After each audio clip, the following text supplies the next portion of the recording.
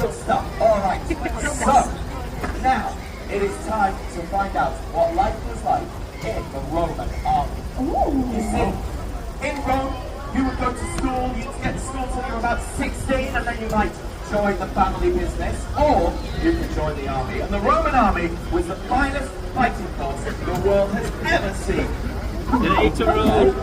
You'll see him in action. Well, I think we should, but I think we're going to play again. Alright, you are quite right. We are going to need 6 people to come up on stage and be our Roman legionaries. So if you want to come and help us, put your hands up in the air. We're going to be our Roman legionaries. I'll find two. You're going to find two. You find two. Wait, hang on. Fight or fine? Fight. Okay, right.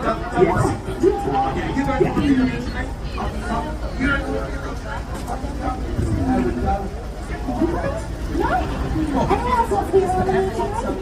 Don't want to join the army? Would you like it? 1, 2, 3, 4. We need 2 5, more. there we go, and 6 over there with the hand up. Do you want to come around? Up you go. Perfect.